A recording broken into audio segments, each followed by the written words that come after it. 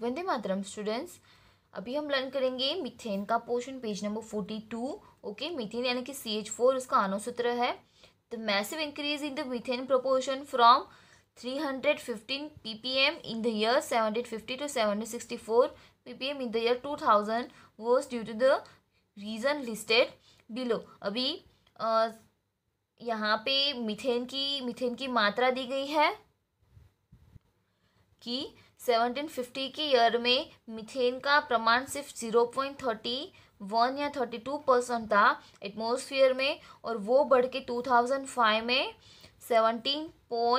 64% जितना हो गया है।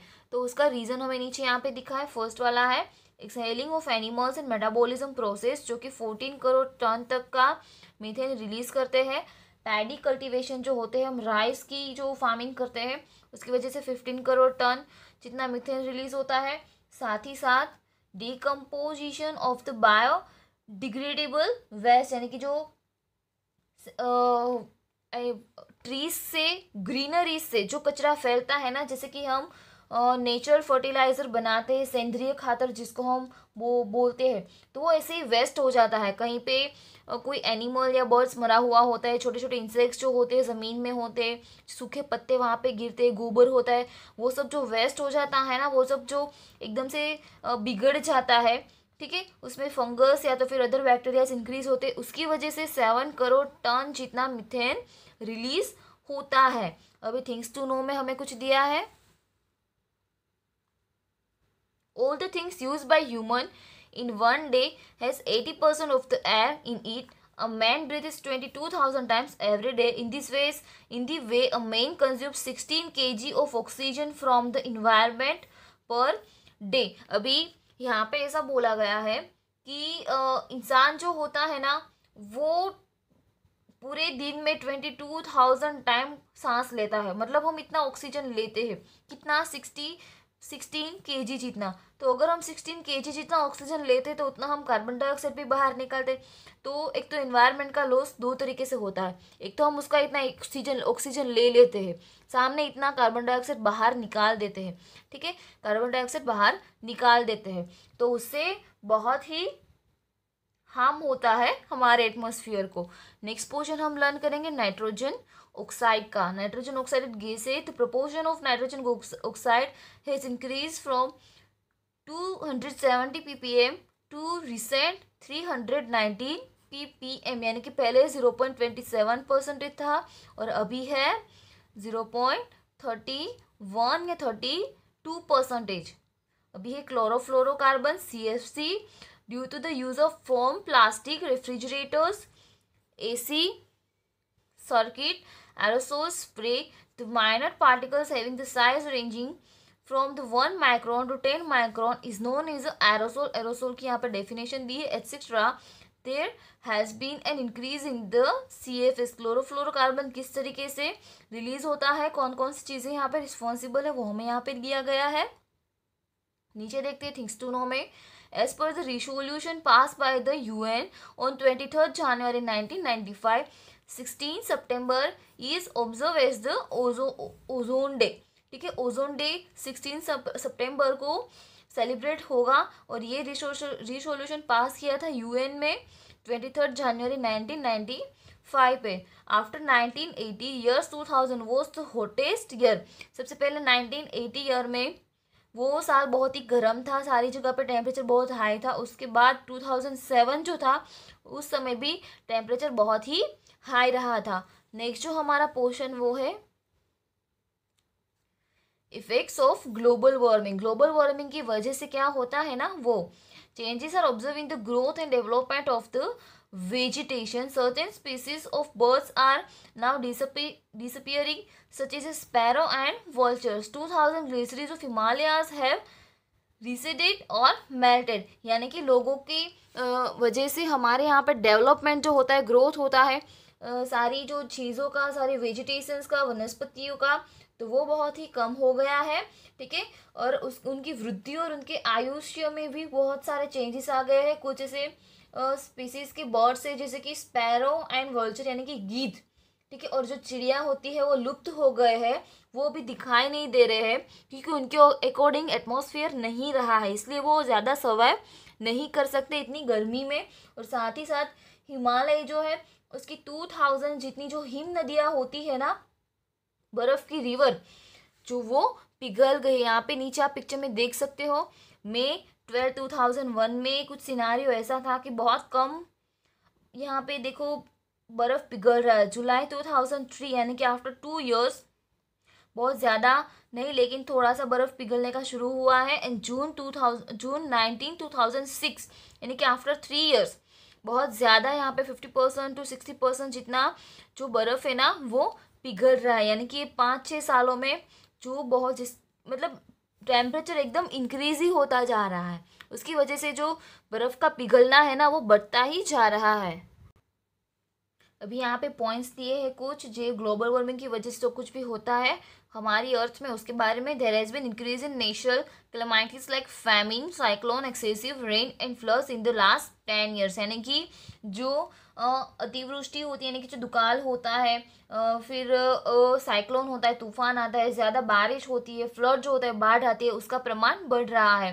The places receiving heavy rainfall are now experiencing less rainfall. जहाँ पे पहले ज़्यादा बारिश होती थी वहाँ पे भी कम बारिश होती है। Rajasthan and Dubai experience heavy rain, there is scarcity of rain in क्षेत्रपुंजी, अभी चेरापूंजी। अभी राजस्थान और दुबई जो है वहाँ पे ज़्यादा बारिश होती है और चेरापूंजी में कम बारिश होती है। The production of pulses has gone down, यानी कि जो पल्सिस होती है ना उसका प्रोडक्शन बहुत ही कम हो गया। यानी कि ज़मीन की जो फर्टाइल जो होती है ज़मीन, उसकी जो फर्टाइल का लेवल है वो कम होता जा रहा है। The level of ground water has decrease, यानी कि भूगर्भ जल जो है ना उसका लेवल डिक्रीज हो रहा है।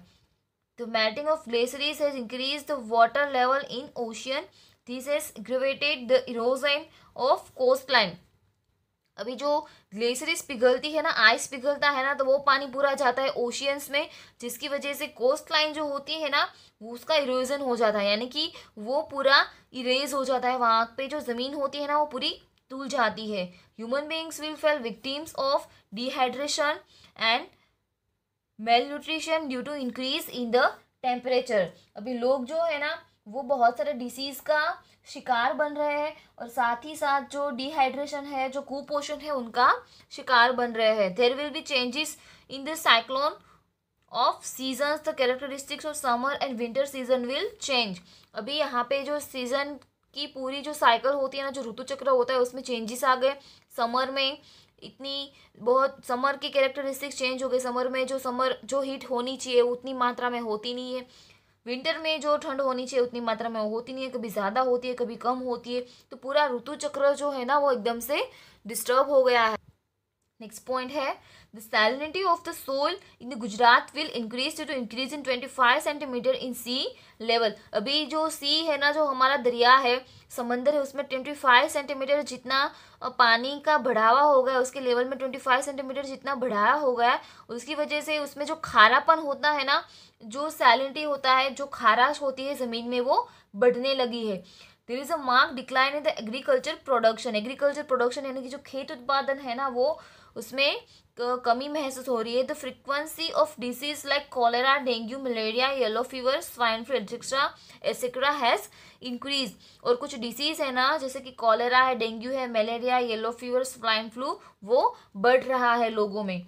The areas near the coast of Maldives, Bangladesh, Philippines, West Indies and Australia have submerged. अभी समुद्र के किनारे जो सारे एरियाज है ना, जो सारे टापूज है, आइलैंड्स जो है, Maldives, Bangladesh, Philippines, West Indies and Australia, वो सब पानी में डूबने लगे। यानी कि पानी का प्रमाण बढ़ रहा है, तो समुद्र के नज़दीक वाले एरिया पूरे डिस्ट्रॉय हो रहा है।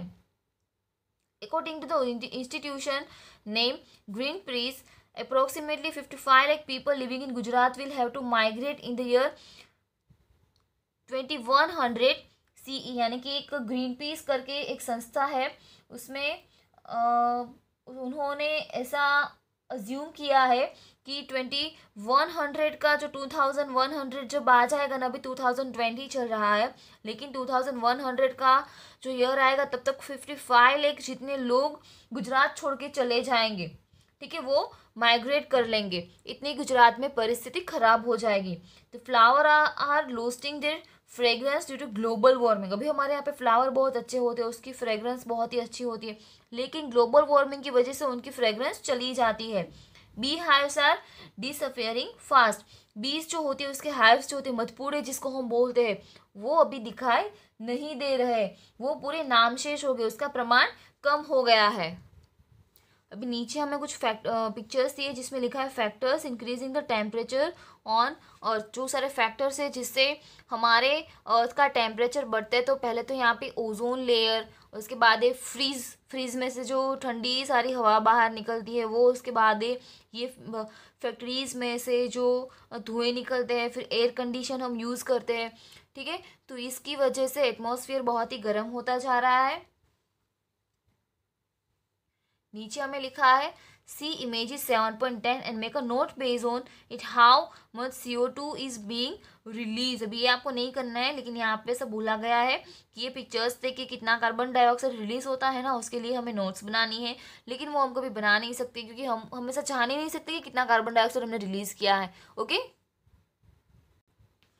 अभी यहाँ पे हमें कुछ पिक्चर्स दिए हैं non conventional sources of energy, ठीक है, बीइंग परंपरागत ऊर्जा के स्रोत। अभी जो एनर्जी होती है जो कि हमारे नेचुरल रिसोर्सेज है, वो टू टाइप्स के होते हैं, रिन्यूएबल एंड नॉन रिन्यूएबल। कुछ रिसोर्सेज ऐसे होते हैं जिसको हम रिन्यू कर सकते हैं, और कुछ ऐसे होते हैं जिसको हम रिन्यू नहीं कर सकते, जिसमें हम कुछ चेंजेस नहीं कर सकते, वो नेचुरल होते हैं। जैसे कि सन की जो रेज आती है, सन की गर्मी होती है, वो नेचुरल होता है। जो पवन आता है वो नेचुरल होता है। जो बारिश होती है, साथ ही साथ समंदर में जो टाइड्स आती है, वो भी नेचुरल होते हैं। और उससे हम जो सारी प्रोसेस करके जो एनर्जी हम सारी जो डेवलप करते हैं ना, वो नॉन कन्वर्टेबल है, जो बिन परंपरागत है। पर बिन परंपरागत ऊर्जा के स्रोत से उसको हम जानते हैं। उसकी हमें कुछ फोटोज़ दी है। अभी हमने एटमॉस्फेयर को कुछ ज़्यादा ही हार्म किया ना, तो ये हमें वापस नहीं मिलेगी, ठीक है। जैसे कि बारिश है, हमने एटमॉस्फेयर को इतना हार्म कर दिया कि बारिश आना ही बंद हो गई, सारी जगह एकदम से डेजर्ट हो गया। तो कुछ वेजिटेशन यानी कि कुछ खाने पीने की कुछ चीज़ें, फार्मिंग ही नहीं होगी तो खाएंगे क्या, तो इंसान भूखा मर जाएगा। अभी ग्रीनरीज नहीं है तो बारिश नहीं होगी, ठीक है। और अभी नीचे हम यहाँ पे कुछ पिक्चर्स देखेंगे, पेज नंबर 44 पे आपकी टेक्स्ट बुक में भी होंगे। ये पिक्चर है सोलार एनर्जी का, जो सौर ऊर्जा सूर्य की गर्मी से जो एनर्जी उत्पन्न करते हैं वो। उसके बाद है विंड एनर्जी, जो विंड फ्लो आपने देखी होगी इस तरीके से, बहुत बड़ी बड़ी, जो कि है पवन ऊर्जा। पवन ऊर्जा के लिए उसको यूज़ करते हैं। नीचे है थर्ड वाला बायोमास, ओके, सौर एंड पवन ऊर्जा। और ये है टीडल एनर्जी, जो समंदर के वेव्स होते हैं ना, उसका जो फोर्स होता है, उसका जो पानी का प्रवाह होता है, साथ में जो पवन होता है, उससे जो ऊर्जा हम क्रिएट करते हैं ना, उसके बारे में है। अभी नेक्स्ट पेज पे, पेज नंबर 45 पे हमें measures to prevent global warming. Global warming से बचने के लिए हम क्या कर सकते हैं ना, उसके कुछ पॉइंट्स दिए हैं।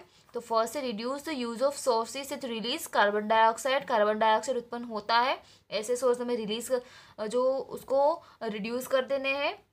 Afforestation and conservation of forest should be done. अभी वृक्षारोपण करना चाहिए, साथ ही साथ वृक्षों की रक्षा करनी चाहिए, फॉरेस्ट को कट नहीं करना चाहिए। तो इस तरीके से हम जो फॉरेस्ट से जो कार्बन क्रिएट होता है ना, उसको डिक्रीज कर सकते हैं।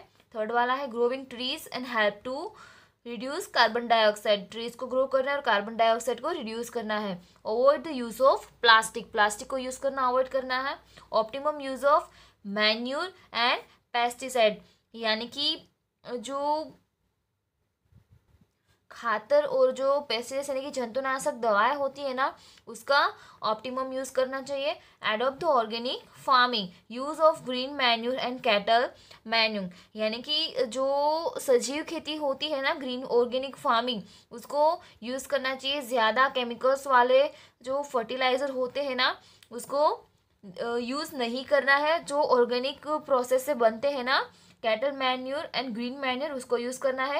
Add biotics in food for animals, जो कुछ भी हम एनिमल्स को खिलाते हैं ना उसमें बायोटिक्स ऐड करना चाहिए। उससे क्या होगा कि उनकी जो स्टमक में ना मीथेन जो इंक्रीज होता है ना, मीथेन क्रिएट होता है ना, उसके बैक्टीरिया कंट्रोल में रहेंगे। इस तरीके से उनका जो मड होता है ना, उससे क्या होगा, उनका जो डंग्स होगा ना उसमें मीथेन का प्रमाण कम होगा। Optimum use of house hold appliances, घर में हम जो सारे साधन सामग्री यूज करते हैं ना उसका ऑप्टिमम यूज करना है। नेक्स्ट हम पॉइंट्स देखेंगे, proper use of means of transport. अभी ट्रांसपोर्ट के जो माध्यम है ना, परिवहन के साधन, उसका हमें ऑप्टिमम यूज करना है। Check the growth of human population. अभी ह्यूमन एक्टिविटीज से जो पॉपुलेशन होता है ना उसको हमें चेक करता रहना है, और ह्यूमन पॉपुलेशन को हमें कम कर देना है। Design the buildings with sufficient ventilation to save electricity. अभी इस तरीके से हमें घर बनाना है जिससे घर में हवा आ जा सके, जिससे हमें इलेक्ट्रिसिटी का कम यूज करना पड़े। Increase the use of eco friendly papers. Eco friendly papers हमें यूज करने। Grow plants and trees around your house. हमारे घर के आसपास हमें ट्रीज और प्लांट्स को उगाने हैं। Make optimum use of natural resources. Natural resources का ऑप्टिमम यूज करना है क्योंकि वो दोबारा हमें नहीं मिल सकते। यूज पेट्रोलियम प्रोडक्ट्स जुडिशियली, यानी कि पेट्रोलियम जो होता है ना उनको हमें न्यायपूर्वक यूज़ करना चाहिए। जितनी ज़रूरियात हो उतना यूज़ करना चाहिए, और अगर हम उसको ना यूज़ करें और हमारा काम बन सकता है तो हमें उसको यूज़ ही नहीं करना चाहिए। Use water carefully. वाटर को केयरफुली यूज़ करना है। Practice rain water harvesting.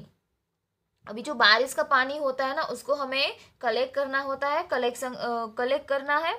Increase the use of CNG and non conventional sources of energy. अभी नॉन कन्वेंशनल सोर्सेज होते हैं ना एनर्जी के, उसका यूज़ बढ़ा देना है, और CNG कॉम्प्रेस नेचुरल गैस जो होता है उसका यूज़ भी बढ़ा देना है। नीचे थिंक के पोर्शन में हमें कुछ दिया है। What kind of residence should we have to protect ourselves from the effect of increasing temperature? अभी टेम्परेचर को बढ़ाने के लिए हमें टेम्परेचर जो बढ़ता है ना, जो सारी ग्लोबल वार्मिंग्स की स्थिति उत्पन्न होती है तो वो ना हो, इसलिए हमें कैसा घर बनाना चाहिए। तो हमें ऐसा घर बनाना चाहिए जिसमें हमें वाटर जिसमें हमें एयर और जो सनलाइट होती है ना वो अच्छी तरीके से मिल सके। जैसे गांव में घर होते हैं ना पुराने ज़माने के, इस तरीके से घर हमें बनाना चाहिए। थिंग्स टू नो में कुछ दिया है। To make 1 ton paper. एक 1 टन पेपर बनाने के लिए 4400 किलोवाट इलेक्ट्रिसिटी की ज़रूरत होती है, 30 लीटर्स वाटर की ज़रूरत होती है, और would of 11 trees is required. अभी 11 ट्रीज के वुड्स इतना चाहिए होता है, मतलब इससे 1 टन पेपर बनता है। और हम पेपर को ऐसे ही मतलब यूज़ करते उसका ऑप्टिमम यूज़ नहीं करते हैं, लेकिन उसको बनाने में हमारे इतने सारे नेचुरल रिसोर्सेज का वेस्ट होता है। अभी हम नेक्स्ट पोर्शन पेज नंबर 46 पे लर्न करेंगे जिसका नाम है global policy to protect environment. Environment की रक्षा करने के लिए जो हम वैश्विक नीति है उसके बारे में।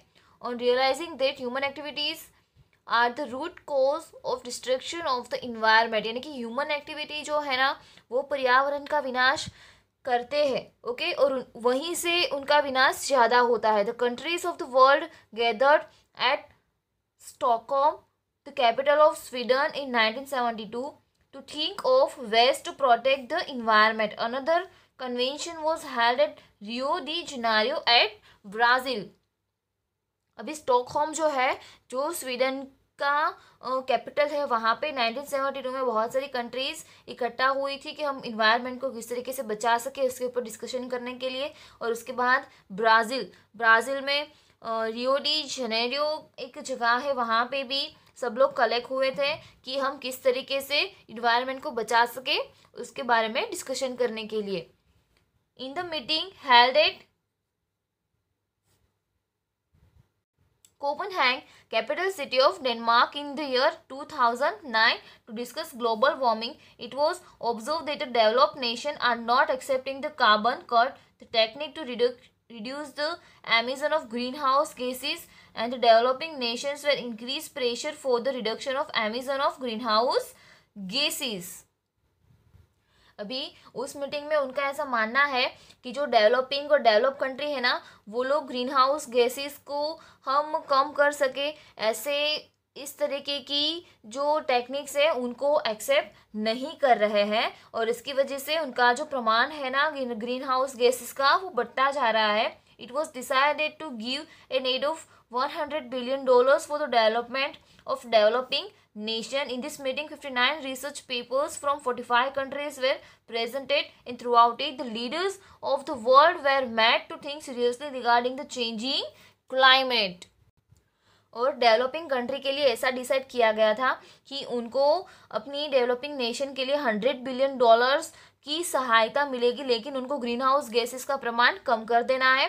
और इस मीटिंग में 45 कंट्रीज जो थे वो इकट्ठे हुए थे, और 59 रिसर्च पेपर थे जो बड़े बड़े महानुभावों ने उसके इन्वायरमेंट के बारे में कुछ सीरियसली लिखा हुआ होता है, सीरियस थिंकिंग्स होती है, उसको हम कैसे प्रिवेंट कर सकते हैं, ठीक है, उसको हम कैसे पर्यावरण को कैसे बचा सकते हैं. तो 59 रिसर्च पेपर कलेक्ट हुए थे.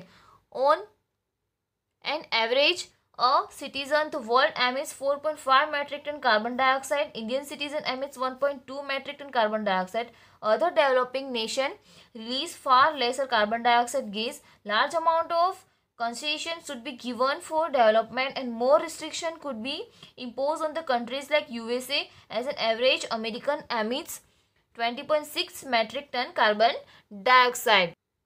यानी कि पूरे वर्ल्ड में जो सिटीजन है ना वो एवरेजली 45 मेट्रिक टन CO2 को रिलीज करते हैं, और इंडिया में एवरेज ईयरली 1.2 मेट्रिक टन जो CO2 है, कार्बन डाइऑक्साइड, वो रिलीज होता है.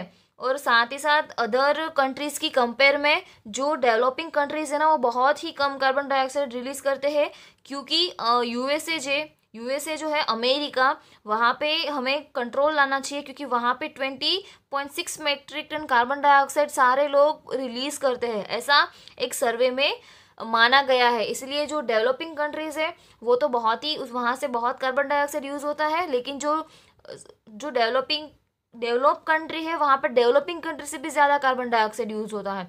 जो ये सारी ग्लोबल वार्मिंग के लिए जो सारी मीटिंग्स होती थी तो उसमें यही डिसाइड किया जाता था कि हम कार्बन डाइऑक्साइड को कैसे कम कर सकते हैं, क्योंकि कार्बन डाइऑक्साइड एक ऐसा गैस है जो वैश्विक गर्मी को बढ़ाने में बहुत ज़्यादा उसका प्रोपोर्शन रहता है. इसलिए यहाँ पे हमारा चैप्टर फिनिश होता है, और अब हम कंप्लीट करेंगे हमारी एक्सरसाइज, जिसमें कुछ क्वेश्चन आंसर्स, कुछ filling the blanks and short note है.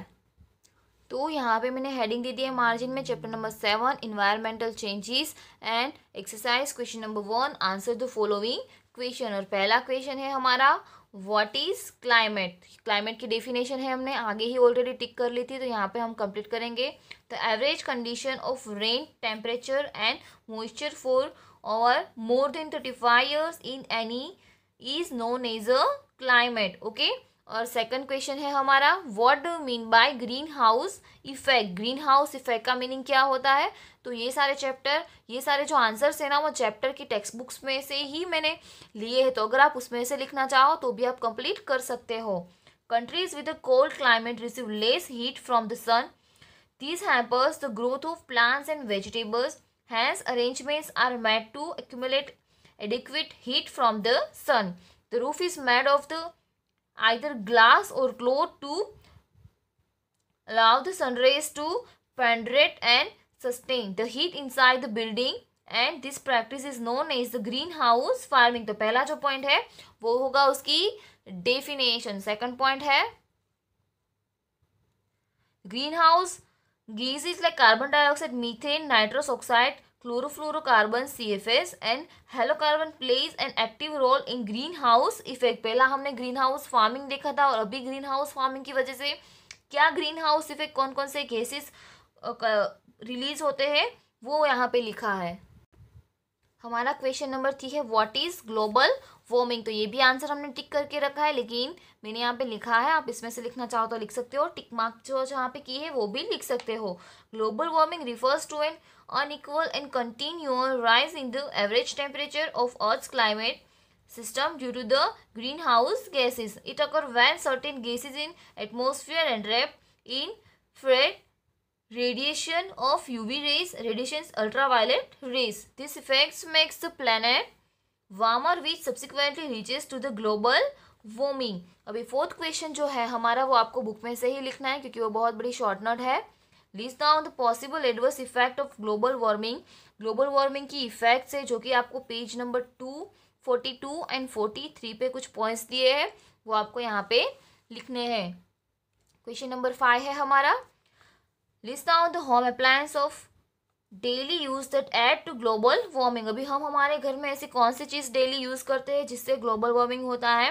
तो बहुत सारी चीज़ें हैं जैसे कि television, air condition, tubelights, bulb, computers, heaters, bike, car, phone, mobiles etcetera. और हमारा लास्ट क्वेश्चन है which country hosted the last world convention to protect the environment. कौन सी कंट्री ने लास्ट में एक संगठन अरेंज किया था इन्वायरमेंट को प्रोटेक्ट करने के लिए. At Copenhagen, capital city of Denmark, in the year 2009 hosted the last world convention to protect the environment. यहाँ पे हमारा क्वेश्चन 1 जो हमें शॉर्ट क्वेश्चन आंसर्स लिखने थे वो हमने फिनिश किए. अभी हम बुक में से कंप्लीट करेंगे हमारी फिलिंग द ब्लैंक्स. अभी हम कंप्लीट करेंगे हमारा क्वेश्चन नंबर 2 जो आपको भी यहीं पे टेक्स्ट बुक में ही कंप्लीट करना है. तो पहला है increase in the proportion of dash gas had led to an increase in the global temperature. अभी कौन से गैस का प्रोपोर्शन है जिसके बढ़ने से टेम्परेचर हाई होता है. तो आंसर आएगा CO2 यानी कि कार्बन डाइऑक्साइड. सेकंड है CFS is release in maximum due to use of dash appliance. अभी क्लोरोफ्लोरोकार्बन है वो कौन सी चीज़ों का ज़्यादा यूज़ करने से होता है. तो वो इलेक्ट्रॉनिक चीज़ों का ज़्यादा यूज़ करने से होता है. तो आंसर आएगा electronic. There has been an increase of dash degree Celsius in the temperature of earth in the last 100 year. तो लास्ट 100 ईयर में अर्थ का टेम्परेचर बढ़ा उसमें 0.6 degree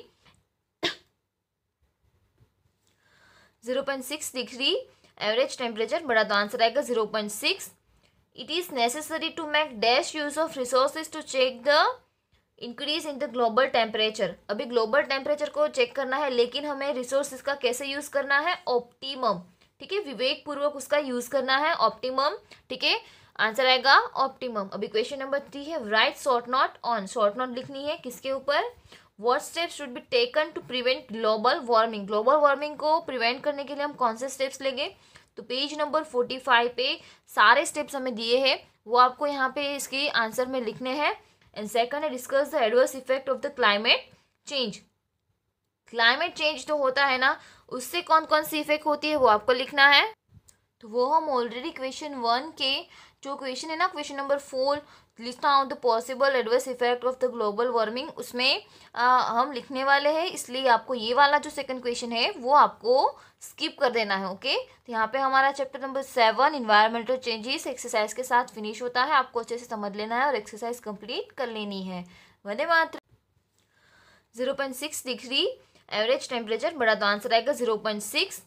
it is necessary to make dash use of resources to check the increase in the global temperature. अभी global temperature को check करना है लेकिन हमें रिसोर्सेज का कैसे यूज़ करना है. ऑप्टिमम. ठीक है, विवेक पूर्वक उसका यूज़ करना है. ऑप्टिमम.